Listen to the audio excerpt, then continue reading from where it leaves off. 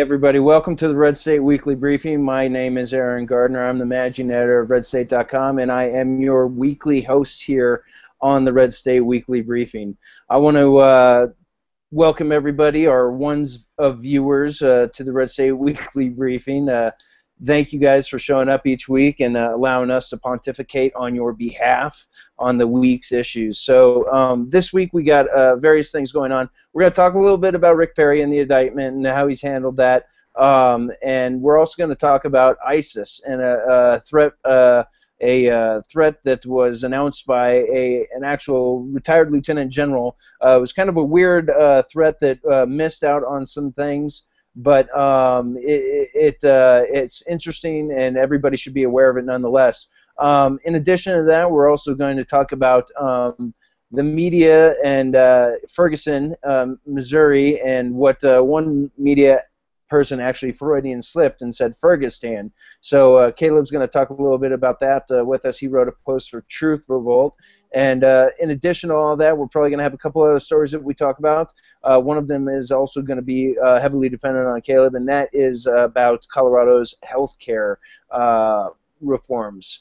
So I want to go ahead and bring everybody around here. We got Thomas Leduc directing the show as usual, keeping us all in line.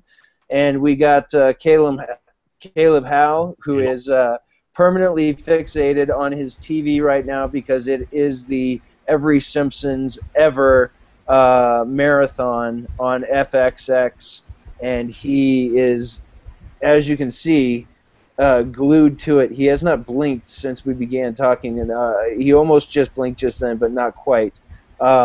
So I want to welcome everybody here, and Caleb, I'm actually going to start with you because you appear to be the most distracted, and I really like messing with you. And so we're going to go ahead and talk a little bit about Rick Perry this week. Wait a minute. What happened to Joe? I don't know. Joe dropped off. When he comes back on, I'll introduce him again. Okay. I assume he has really crappy internet because he lives in Louisiana.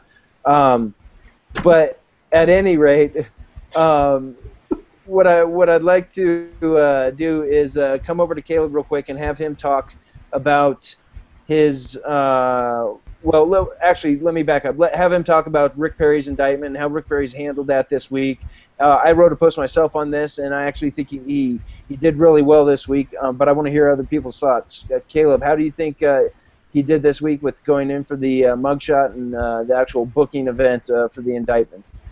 Well, I don't know if you saw, but I made a graphic with the help of Brandon Morse that sort of summed things up. Probably should have had that ready to show. I blame Leduc, but it's an animated GIF. You can find it on the digitasdaily.com website, and it's basically Rick Perry's mugshot with a nuclear bomb going off, and it's part of the deal with it. I mean, so I think that pretty much sums it up. He's basically stuck his appropriate finger up at them, and why shouldn't he? Because the whole thing is a hysterical farce. Yeah, I think you're right on that. The whole thing is a circus at this point. It's definitely a not legitimate. Aaron, we've got some breaking news right now. Joe Cunningham is on there. Joe Cunningham is trying to break through on the lines, people. So that is breaking news. But it is farcical, as you said, Caleb. It's become a circus, and Rick Perry's actually done a really good job of coming out and saying again and again that this shouldn't be the way that we settle political scores in our politics. Instead, we should, we should actually hammer it out in electoral and policy issues. But Leduc, let me bring you into this. How do you think this went this week with Rick Perry and the indictment and the mug shots and the booking event? I think, quite frankly, and I mean, I'm a little bit biased because I supported him in 2012 before the explosion. This is probably the best week I've seen a politician have in response to quote-unquote damage control. He's taking something that is absolutely just asinine that would hold back a lot of other politicians that they would be afraid to kind of do something or anything, and he's basically kicking it in the teeth and going, this is so ridiculous. And what does he do? He hops on a plane to go up to some, first in the nation primary states, shake some hands, sign some autographs. Last week, Caleb had said that he thought this was going to hurt him, and it very well could, going forward. But I think, right out of the gate, he's just done fabulous with this, and it's probably, at least for now, elevating his status among the hardcore base that is watching this like we are all the time. Yeah, I think you're right there. I think it's definitely helped his chances going into the 2016 campaign as well. It's given him just another thing that he can run on. He can bring not only smaller government and states' rights type stuff and his economic issues and the border control thrown into there as well now, but he can also bring local smaller government and take on abuse of power in a real essence while being accused of a false abuse of power. So it opens up a lot of doors for him. I think it's going to be beneficial for him in the end. Joe, we were talking about, before you dropped off, we were talking about Rick Perry's indictment and the mugshots and the booking event and all that and how he handled it. He seems to have a really good team. I know you're pretty good on social media. You're on there all the time. What do you think about the quick reaction response from Rick Perry's team, from the video that they put out setting the record straight all the way to the multiple tweets and graphics we saw from his team, and also just the blog conservative Twitter sphere? What do you think about it, and what do you think about his chances going forward? I think I said it last week, Perry's response and his team's response to all this shows that he's grown a lot since the last presidential election cycle. And if he decides to go forward like we all think he is, I think he's going to be a much better candidate this time around. Well, I think you're right there. Going into New Hampshire this early and shaking hands and doing the things that he needs to do to set up an organization there early, it does show that growth as a candidate that we can expect. And, it's not the same type of growth that we talk about where, people grow in office and change their policies and principles and perspective, but it's a growth that he needed to go through in order to have a national campaign and have it be run in a proper way that reflects how strong these policies and principles are. So going forward from now, there is still the possibility that somehow this indictment doesn't get thrown out and this drags along for a long time and doesn't get expedited. In that case, it does open up avenues for the Democrats to attack and continue the attacks that they are currently pushing out there, which is basically that they've been linking together Rick Perry, Chris Christie, and Scott Walker from Wisconsin, linking all of them together and saying that the Republicans have a problem with scandals.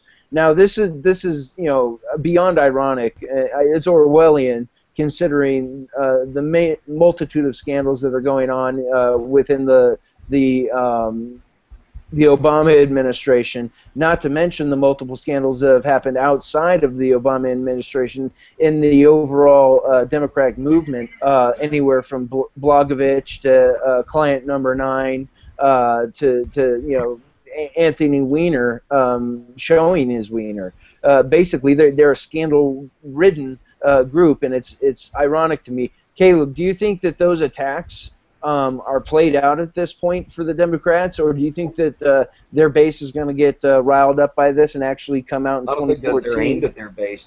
This is not what's going to rile up their base. They couldn't. You can't take ultimate hatred and make it more ultimate. They already despise Rick Perry. There's nothing they can say to the base to make them hate him any more than they already hate him. So that's not. Okay, well then who's this aimed at? Who's this aimed at? It's the low information voters out there who, in 2016, when the debate moderators and the CNN reporters and the evening news reporters say, every time they introduce a story about Rick Perry, they say, Rick Perry, who was indicted in 2014 on charges of abusing his power, et cetera, et cetera, et cetera. That's who it's aimed at. People that are going to hear that drumbeat over and over and go, well, either they're going to say, they're going to say, oh, well, if he was indicted for abuse of power, they'll think that's a mark against him, or they're going to be the people who think they're smart and they're going to go, well, he was accused of abuse of power. Is that really somebody we want in office? Even if it wasn't true, we don't want that black mark on our president's record.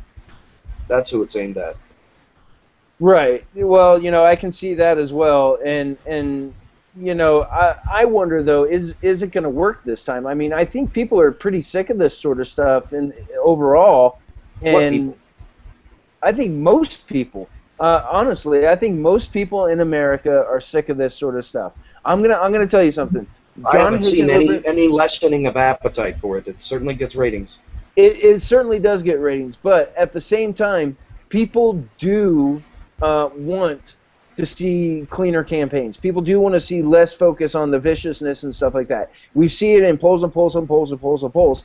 Even if we do still see the effectiveness of the attack ads and stuff like that, I understand that people actually are, a dichotomy, a twist. They want both of these things. They're impacted by both of these things. But my question is, there's going to be instances, and I'll say John Hickenlooper is one. Colorado governor is one example of this. This guy is, he's not a great guy. A lot of the stuff that we read about him is all portrayed to make him this affable dunce type of nice guy, just trying to get the job done and everything like that.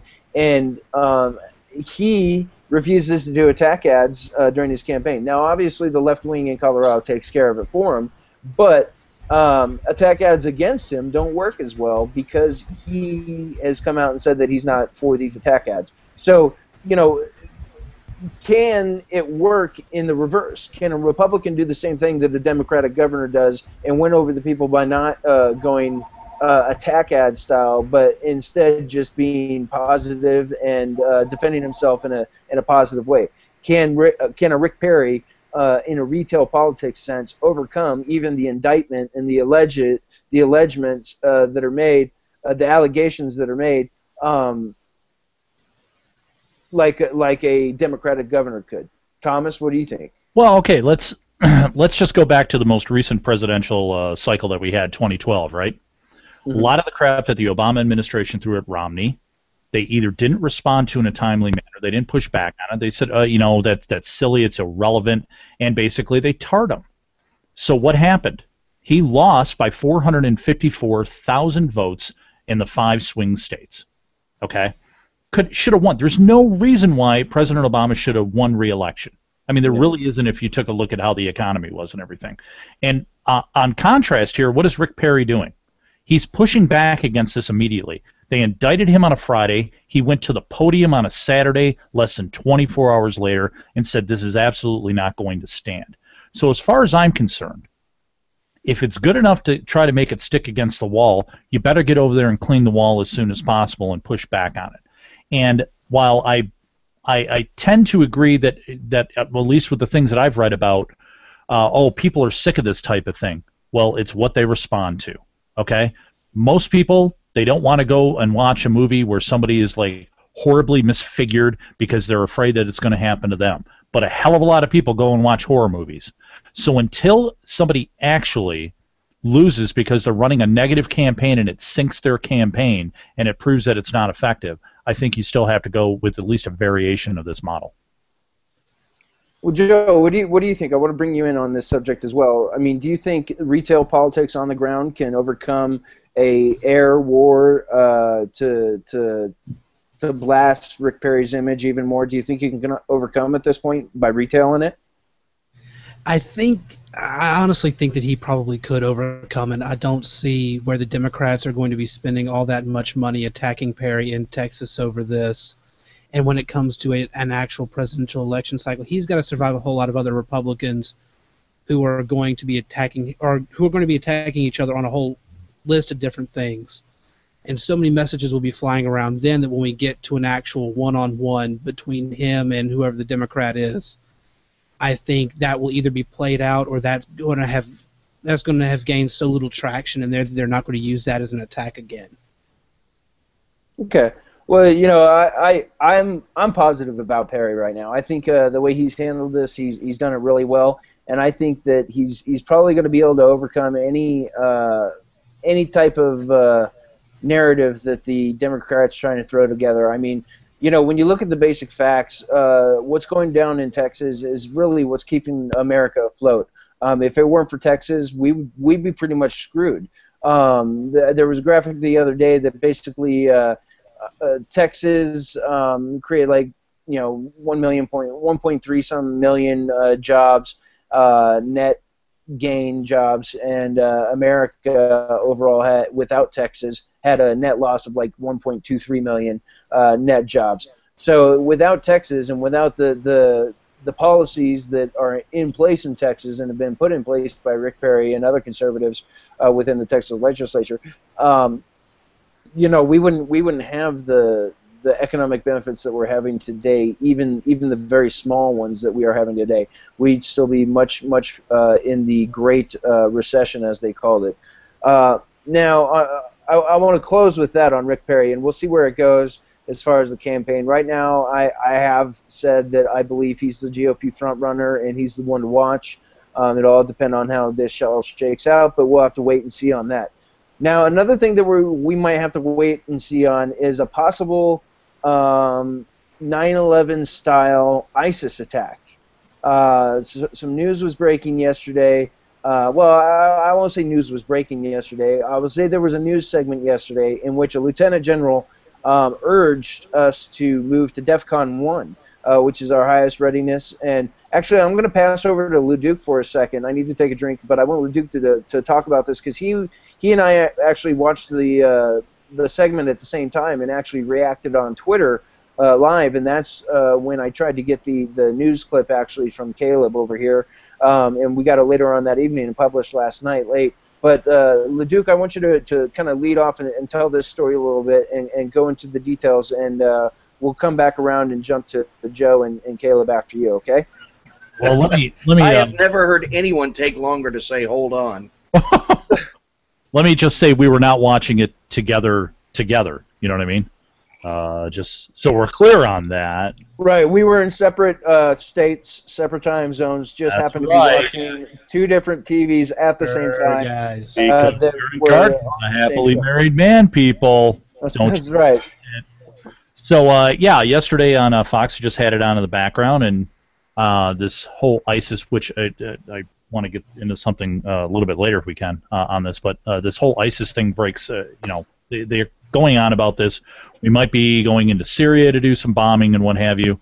And you see a retired lieutenant general on, and he basically is telling Uma, I forget her last name, couldn't pronounce it if I could anyway, on Fox that basically there's going to be a story coming out on September 7th, ahead of September 11th, that basically is going to say that this country is under a incredibly grave threat, and that we should move to DEFCON 1.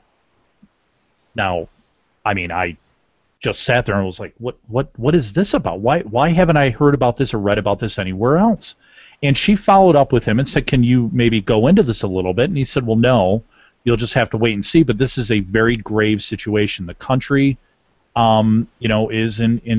is in possible grave danger here, and it's a greater threat than 9/11. You can let your mind wander on that and run around. Let me say real quickly, Duke. He specifically said that we are in greater danger than we were 6 years ago today. Yeah. So okay. That's something that I thought was very important. That's right. And so I'm sitting here and I'm thinking, okay, I've known people who were in the Army, Caleb and Aaron, you were, Joe, I don't know if you were like... I was not in the Army. What are in the service? Back up. All right? I'm giving you a little kudos there. I was in the Marine Corps. Don't make me come down to South Carolina, North Carolina, whatever Carolina you're in. All right? Don't make me use a bullet. That's right. So that escalated quickly. It did, didn't it? So you don't see people who are in the service, especially that get up to that type of rank, that they kind of have this look on their face like it's a holy you-know-what. You don't see that.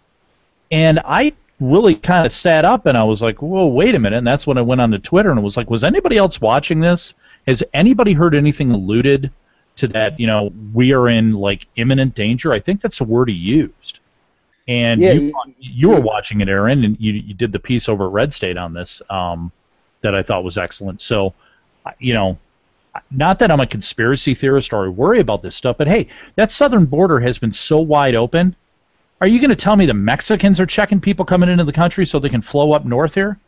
I mean, can I interject something here, Leduc? I've seen people on Twitter say, that it's easy to make a wild prediction and they often don't come true. But part of his prediction, I think, probably is going to come true is that there's a book being published. I mean, That's the kind of thing that's a pretty concrete, nailed down sort of thing. If there's going to be a book and he knows about it, I think it's safe to say that if he says there's a book coming out between now and September 11th, that book is in fact going to come out. Okay, yeah, he said. So he probably got an advance copy. So just for the people on Twitter who are saying, "Oh, you know, he's just talking out of his butt," he probably saw some book. There's probably a book. Well, he said there was, and it was also some show, a news magazine, which he said it's a media personality and a major news network are going to put out information through a book that's being published before September 11th, which I think is pretty specific and sounds to me like he knows what he's talking about. He's probably been quoted in it, I would imagine. Yeah. And I immediately took a look at September 7th. That's on a Sunday. What's the big news program on Sunday generally? News magazine or anything? 60 Minutes. So I'm thinking, okay, maybe this is going to break then, or maybe on one of the Sunday morning news programs. But anyway, it's, quite I would think possibly, 60 Minutes. Yeah. Considering the way, okay, so after a little tweeting between Thomas and I, Uma actually responded to us on Twitter and said to watch, to stay tuned during that time frame. So that actually suggests to me that it might be one of Fox News' special events that they do sometimes, like Brett Baer looking into Benghazi and those sort of situations. So that's kind of where I'm leaning a little bit. But it wouldn't surprise me if it was in all sorts of places, if it's as explosive as General McInerney says. Now, one thing. The question is, who could you hypothesize might be behind this book? Who would you hypothesize? Let's speculate. Joe, who's behind this? It's me. I thought that's what you were going to say. I was pretty sure. Well, I have no idea. No, I have no idea who would be. I thought about it. If it's like if it's like WND Publishing or something like that, obviously we'll have to take it with a huge grain of salt and. No, I don't mean who's behind publishing it. I mean, he's saying that there's a major news network is pushing this book. Pushing, isn't that what he said? Pushing or promoting? What he said was that there would be a major news network publishing I forget the exact words. I actually have it quoted on the site. Yeah, I'm looking at your quote. He said two different things. There was a major publishing firm, a major publishing network, a book, and a major network, another major network publishing a report. I'm reading you the quote. If you can stop talking, a major news network and a major publishing network are going to put out a book, and it is going to be earth-shattering of what's happening and what's happened. There you go. There you go. You don't have guys once again in the military, earth-shattering. I mean, it just, I don't know. It just kind of like, it really made me kind of like tilt my head and go, what's this about? Because, I mean, even with the stuff that happened earlier this week with Hagel and the chairman of the Joint Chiefs of Staff, okay, when Hagel said that, the Pentagon immediately came out the next day and they were like, we're always looking for, scenarios and everything, it's not that bad and what have you. But this retired lieutenant general comes out and basically says, like you just said, earth-shattering, something going to be coming out. It drives me nuts. After all these 13 years after 9/11, we're still not doing enough, to protect ourselves. It just drives me nuts. Well, the thing is this is something people failed to understand back when Bush was saying it a long time ago. This is generational war. This is something that we're fighting against. It's not just individuals. It's not just terrorism. It's an ideology that we're fighting against, and it's going to take a very, very long time, and it's going to take continued resolve and for us to be on guard for a very long time. Well, when McCain said that, it was pretty much the end of the world as far as presidential politics was concerned. You're absolutely right. And Obama sees that and sees the moment and chose to go and campaign on ending the war in Iraq. And now he's trying to wiggle out of having any responsibility for the destruction that has been brought because of his unwillingness to stabilize a region. But I want to point something out. A lot of people get online and read the post about what McInerney said, General McInerney said. And I've got a lot of responses on Twitter from different people questioning his integrity, questioning his credibility, and all sorts of different stuff because of some things he said about MH3, what was it, MH370. Which, by the way, we should mention, he also brought up in this segment. Yes. Yeah. Yeah, he brought it up in this segment as saying, don't be surprised if we have another that MH370 shows up using as the plane in a 9/11 type situation. That's what he said, right. That is a very interesting thing that he said. But I want to go towards his credibility here. You know, in Politico today, there was actually a small post that didn't get a whole lot of attention that I saw, and it was about 11:22 a.m. this morning, where Deputy CIA Director Michael Morrell, he actually said that that there is 2 short-term issues that we should be alerted about as far as ISIS goes, and 1 long-term issue. And let me read you this real quick here off my phone. He says there are 3 things we have to worry about. 2 are short-term, 1 is long-term. The 2 short-term pieces are, number 1, will they inspire somebody here to conduct an act? The second is there's a number of Americans, a number of Canadians, and a number of Western Europeans who went to Syria to join ISIS to fight with them. Any one of those could be directed back at the United States to conduct a small-scale attack. Over the long term, 2.5 to 3 years, we have to worry about a 9/11 style attack by ISIS. Now, this to me is kind of a confirmation of what General McInerney was saying. This is, you know, Deputy Director of the CIA. Now he's talking in a 2 to 3 year timeline. General McInerney's talking in a month's timeline. So that's a huge dispute in the timeline. But they're aiming at the same point. They're both saying that we have to be prepared for ISIS to be ready to take on a 9/11, or for ISIS to be able to conduct a 9/11 style attack. And so that really freaks me out, having that sort of confirmation from what I thought could be wild-eyed speculation from General McInerney. When I read that this morning, it really gave me goosebumps once again, because when McInerney spoke, he was spooked. He looked yeah, he did. He looked spooked. I know what spooked looks like, and he looked spooked. So I just wanted to throw that out there. Thomas, what do you think about that after hearing about the post on Politico from Michael Morrell? No, he did look spooked, and I didn't read the post on Politico about this. I'm a little bit surprised, you know, that there's any criticism of the guy. That's got to be very specific, in my opinion, if you're going to be tackling somebody like that. You know, the specific criticism of McInerney is that back when the MH370 flight was still missing and still on CNN every day for them to get their ratings up, he was often talking and saying that he had inside sources who were saying that the plane skipped radar basically and got taken to Pakistan. And we know that there is a large terrorist influence, Al-Qaeda, ISIS influence in Pakistan as well. So use it as a bomb. What was that, Caleb?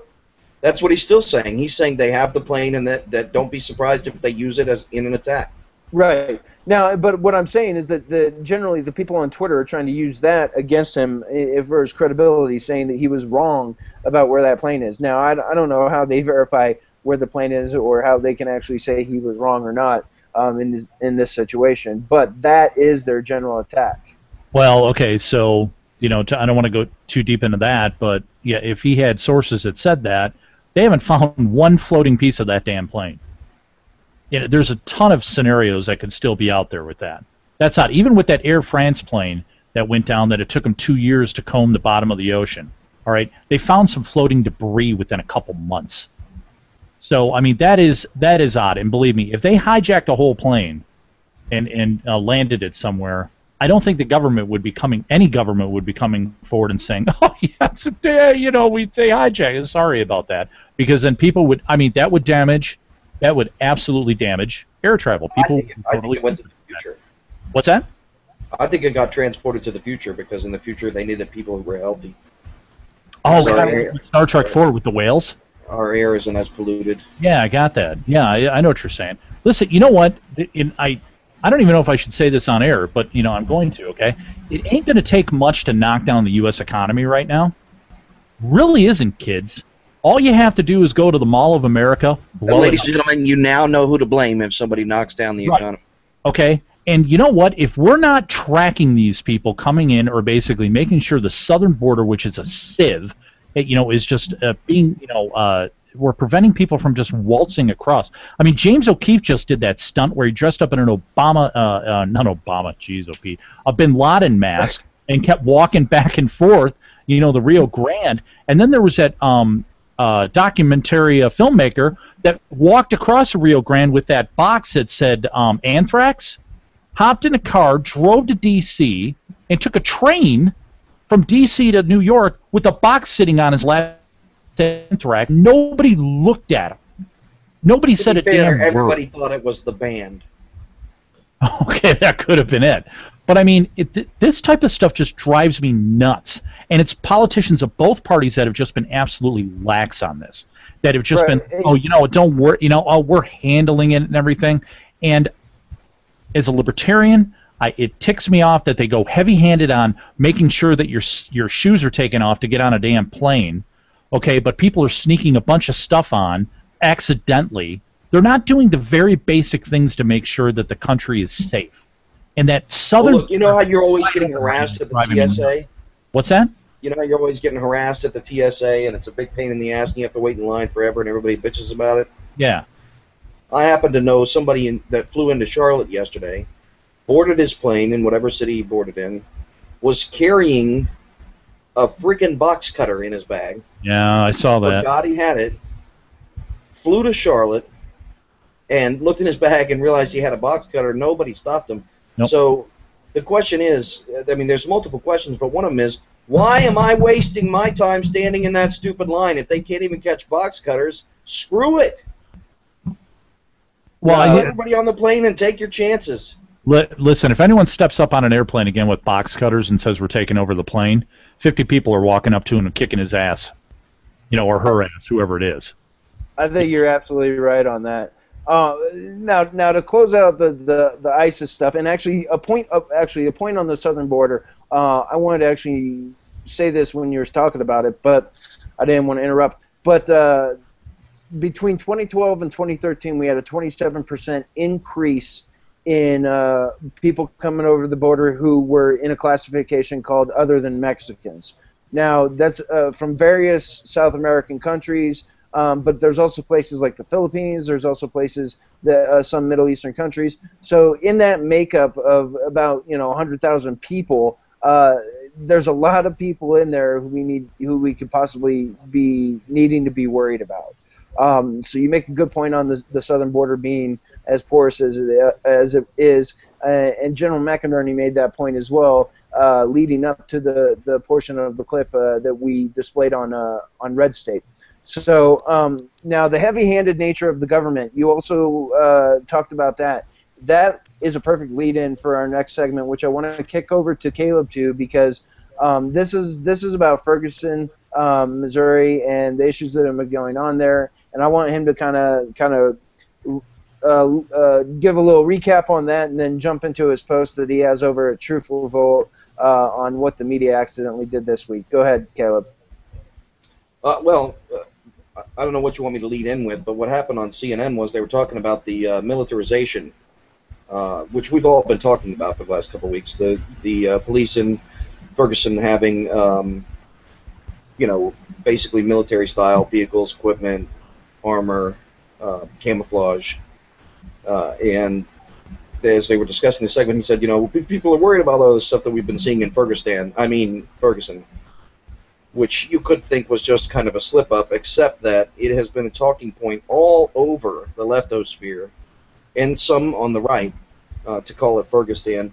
And while you and I are we're considerably concerned about the militarization of the police, I wouldn't go so far as to compare a U.S. city to a crumbling Middle Eastern stan of any kind, would you? I wouldn't. I mean, I wouldn't dare compare. It's just another symptom of the binary way we have of looking at news. It's either a 1 or a 0. It's either Ferguson or it's friggin' somewhere over the rainbow. It can't just be right.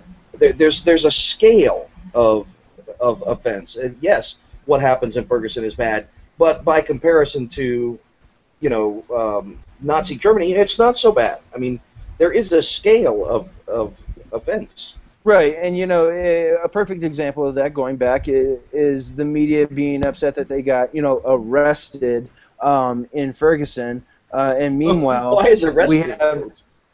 we have, because they weren't really arrested. They didn't have their Miranda rights read to them. They didn't have to go downtown or anything. They were detained. Yeah, that was, by the way, that was one of the funniest parts of that, was when the guy got on Twitter and he goes, "You know what I just realized? They didn't even bother to read me my rights." It was like, yeah, dumbass, because you weren't arrested.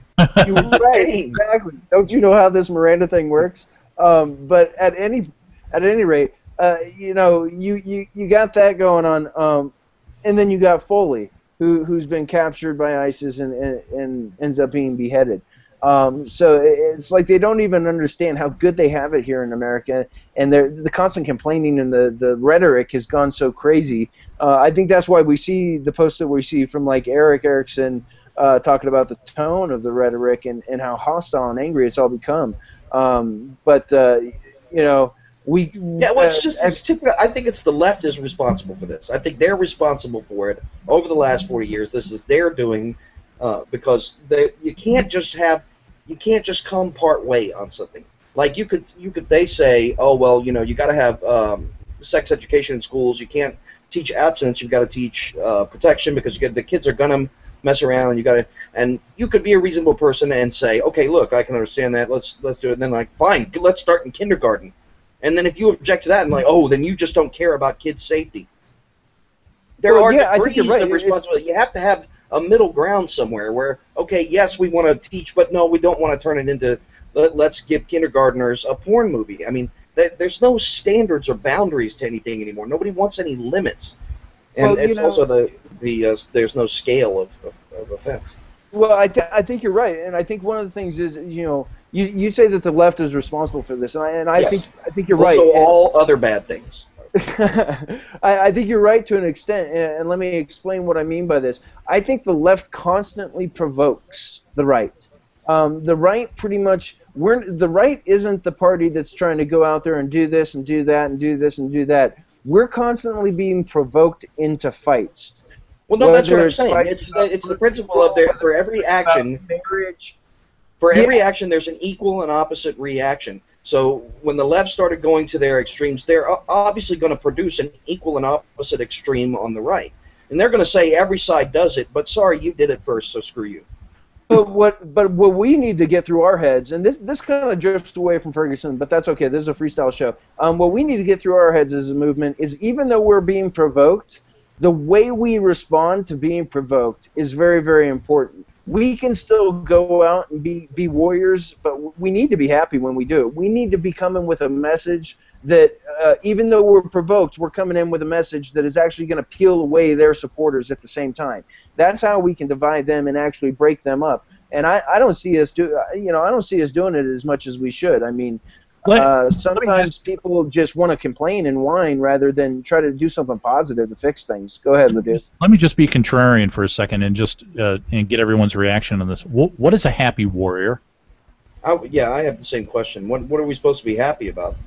Well, I mean, I think we got plenty to be happy about, just like you were just talking about. It's not Ferguson. It's not South Carolina stand. It's not Detroit stand. It's not, Denver stand. Yeah, that's a matter of realism, not happiness. It's not like, woohoo, we're not as bad as Hitler. That's not exactly the theme of a party on Saturday night. Well, we haven't quite reached the bottom of the barrel. Well, okay, let me say it. Being a happy warrior means that even when it sucks to do the job, you do the job. Even when you're provoked, you don't respond by taking up their tactics and losing all your ethics of your own. Being a happy warrior means being able to go out there and talk about liberty and virtue at the same time, and providing a message to people of self-reliance. Going out and doing the things you need to do in your own community in order to get people to understand what liberty is and what conservatism is. That's the happy warrior thing. Getting up every day and doing what you can to make sure that you're advancing the message and getting it to people who may not actually get it in their day-to-day lives. Okay, but That's what it is to me. It sounds like what you're describing is being practical and being effective. It's neither here nor there on whether or not you're happy about it. Well, no, I mean, but in the way you message to people, you can talk about negative stuff in a positive way. You can talk about positive stuff in a negative way. But how you talk to people, the way I see things that are done, it's like this. If I'm going to talk to somebody about Christianity, I'm not going to come at them with all the horrible things, all the horrible sins that they've done, and what that means, without first talking to them about grace and what Jesus is. Now, we went to different churches. Well, I went through, the hellfire and brimstone approach as well, But I think you need, when you're coming at somebody who doesn't understand and only has a perspective that's been painted by the mass media, I think you need to break it down for them in a non-traditional way. And I think that's what we need to do with conservatism. We need to come to them with positive solutions that we have and talk to them in a way that's on their level. Not come in there and say that, the Democrats think you're stupid, and the Democrats this and the Democrats that. It's got to be, this is what conservatism and self-reliance and blah, blah, blah can do for you and help you achieve, because you yourself as an individual have talent because you were created by God. Going through and having a message like that's important. We don't have that right now. Well, the reason why I asked the question is because a lot of times people, when they bring up the Happy Warrior, they bring up Andrew. And I was lucky enough to get to hang with him. And Andrew, was an innovator and what have you, and that tag stuck with him. But Andrew Breitbart would kick the living shit out of whoever he was up against, and he wouldn't let up. And when he had them defeated, they were down, he kept stomping on them. Okay? And he was happy doing it. I mean, and I don't know if when people are thinking Happy Warrior, if they're thinking it's just, I'm going to take a shot to the jaw, and that's okay, because I'm just going to keep... That's not really what I see. And so that's why I was wondering what you guys were thinking, because... Yeah, I think it's a matter of what's your definition of happy. Yeah, I mean, he like Braveheart guy. Like, you're happy just going in and stomping somebody. It's the Braveheart Happy Warrior, not like happy turn the other cheek Christian Happy Warrior. Yeah. Yeah, Aaron. I think it's somewhat a bit of both. I think it's somewhere in between, because here's the thing. I liked Andrew Breitbart. I liked what he did. I liked how he went in and did things. I think just like every other person who has come and gone, there's some mythos about him as well that maybe isn't exactly true, and some people have gone and taken that to an extreme where they say, well, let's use the Alinsky rules against these guys. I think that's a dangerous thing to get into. And sometimes you can push too far going into those things, especially when it comes into ethics and keeping your own soul in the process of this politics business, because it's a dirty, nasty business, and there's people out there that play for absolute keeps. So again, it's one of those. It's not an on or off situation here, because there's a reason that things are an axiom, and it's an axiom that you fight fire with fire. So there is an extent to which all of these are correct perspectives. Sometimes you do have to fight Alinsky with Alinsky. Well, right. I'm just saying we need to be careful on how far we take it, and I think that's the message I was trying to say. I think another axiom in all things. We have our rhetoric go to 11 within our communities on Twitter and Facebook and online sites like RedState. Sometimes they go to 11, and they really need to think about what the bigger message that they're sending outside of just the websites that they look at. They may not think that anybody's looking at that stuff, but people do. And I think they should, take that into consideration. Look at the bigger picture once in a while.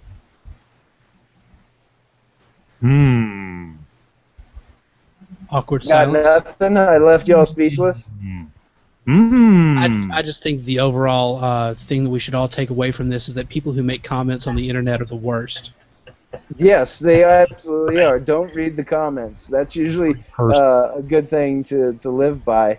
But, we're getting short on time here, and I want to get to something that Caleb has been chattering on about with me, and has something to do with Colorado. And I should really know because I'm a Colorado guy, but I don't know what he's going to do here. So, Colorado healthcare, go for it there, Caleb.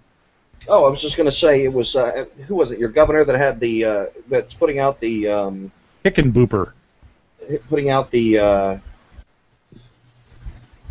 I'm sorry. Can you take over for a second? Yeah. Okay. So Caleb's not sure what he's talking about, but I will talk about Colorado here for a minute. Your Governor Hickennipple. Governor Hickenlooper. This guy is something else. I'm going to be posting something up tomorrow on RedState about this guy. But I've been working with Kelly Maher quite a bit. We're friends and we chat a lot. Hopefully she'll be on the show next week to discuss Colorado a little bit more. But there's going to be some news coming out with Hickenlooper. He's basically such a wishy-washy guy. He takes no side. His big economic agenda for Colorado, it was called To Be Determined. Literally, it was called To Be Determined, TBD. And now we have this situation where there's a guy named Nathan Dunlap. If you don't know Nathan Dunlap, a long time ago he committed murders. He was like one of the first big mass murderers here in Colorado. It happened at a Chuck E. Cheese. He took out coworkers and young kids, and it was absolutely awful. Well, it's been 20 years. He's run out of any appeal options, and he's on death row, and we have the death penalty here. Well, Governor Hickenlooper basically found a not well-known and never really used artifact of the Constitution that allowed him to provide a temporary reprieve for Nathan Dunlap in order to pass the buck off to the next governor or his next term for Nathan Dunlap. This is a big thing for Colorado because there are a lot of people who have been waiting 20 years for justice for this. And at this point, you know, it's a slap in the face to the people of Colorado that their governor has done this temporary reprieve and basically pushed it past the election and refuses to take a hard stance on this one way or the other. Even though in 2010 he actually campaigned on the fact that he believed in the death penalty use in the most extreme of cases, which most people would believe Nathan Dunlap's slaughter of innocents would be considered an extreme case. But there's also news that's going to be breaking, and I'll dish it out a little bit here. I don't want to go too far into it. Can I get you to take a breath for a second? Yeah, go ahead. What I was going to say is the claim that Colorado is the fourth largest job producer. It's number 4 in job production in the United States, which is being tossed around by Democrats as a brag on their policies, and yet there is absolutely no basis for that statistic. Not in the labor statistics. There's nowhere. It's completely fabricated out of thin air, and yet. Has any reporter in Colorado who covers healthcare asked the governor why he's making this claim? Because he's making it in as part of his claim that this is why Obamacare is going to work, is because we're producing all these new jobs, and the imposition of the Obamacare tax has not only not affected negatively our job production, but in fact has helped us increase employment in the United States. So. The question I have is, do you, expert on Colorado, know of any reporters who have asked him the basis for that? You know, I don't know if anyone has asked him about that. I certainly haven't. That seems like something people should be pushing for this. I mean, it's an easily checked statistic. You know, here's the thing. I noticed this back a while when I first was doing reporting for Media Trackers here in Colorado, which is no longer existing. But back when I was doing this. I used to see the left-wing guys always send out these tweets about, business climate this, and Colorado's ranked this, and Denver's ranked this. And, they would be to these little websites that have like, no real following. It almost looks like just some fake news website. And it's literally just a 1 or 2 sentence paragraph where it says Denver's ranked this. And there's no site linked or anything like that. There's nothing linked. And now these left-wing groups, they can claim, oh, well, it's just this website, you got to take it up with them. But, it's just like, here's the thing, Caleb. It's Colorado's like it's just like the Perry indictment. They want to get the word out there in the news and make it stick. Whether it's true or not, or whether it's real or not, it doesn't matter. They're going to get it out there. It's going to be regurgitated and repeated over and over, and that's what we're going to hear. And as far as the practice for every other Democrat in every other state in the country, it's like they go there and practice their new ideas on Colorado. Why is that? Well, you know, I don't know. You know, as far as Colorado, is it your fault? No, it's not my fault. I promise. It's Aaron's fault. But you know, It's Aaron's fault.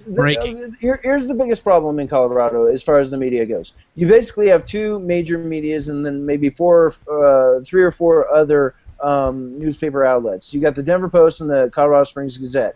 Now, the Denver Post is leaning more and more left wing every single day. It's actually a union shop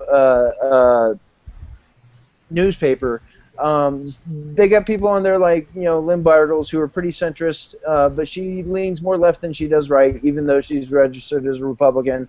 But like 98% of the people who are there are registered Democrats. They're not going to do anything to help Bob Beaupre. A lot of them really just don't like Bob Beaupre, and just, you know, don't want to see him beat Governor Hickenlooper. Governor Hickenlooper's a funny, quirky, goofy guy who they can write stories about. And always ensure that they get views and people picking up their newspaper. But you know, like I was saying, there's stuff about this guy that it makes it more than just being quirky. He's a dark individual. He's I think, you know, this Nathan Dunlap thing that I was talking about. I think a part of his indecision on this is you know, I think it was like his chief of staff or something like that threatened to leave his staff over this, and right after he became governor, basically, he got divorced from his wife. They separated and got divorced. And I think he's trying to win back his wife to an extent. I think he's a sad individual. I think he's much darker than people understand, and that people take it as quirkiness. But this guy actually, back like 4 or 5 months ago, said that this Nathan Dunlap thing, this was after he'd already done the temporary reprieve. He said, you know, if this becomes a political football during the campaign, what I'll do is after the election, win, lose, or draw, I'll just give him a pardon. It's a little deep. You went a little deep there. You went Dr. Phil on that part.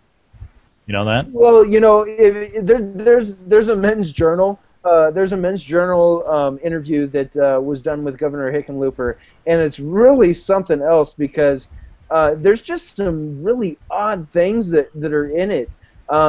He's kind of given a tour of Wyncote Brewery, which is a brewery that he created up in Denver before he became the mayor of Denver, and some other things. And he's known for doing a lot of weird stuff, but he took this reporter up to the Wyncote Brewery, up to the bar, and when he showed him the bar that was made in this, Hickenlooper said the oddest thing. He said something about 2 Hungarian girls sanded that down for me, and I mean, he's just I don't think he's all there. I mean, I've heard a lot of with a name like Hoppenbopper, I would say he isn't all there.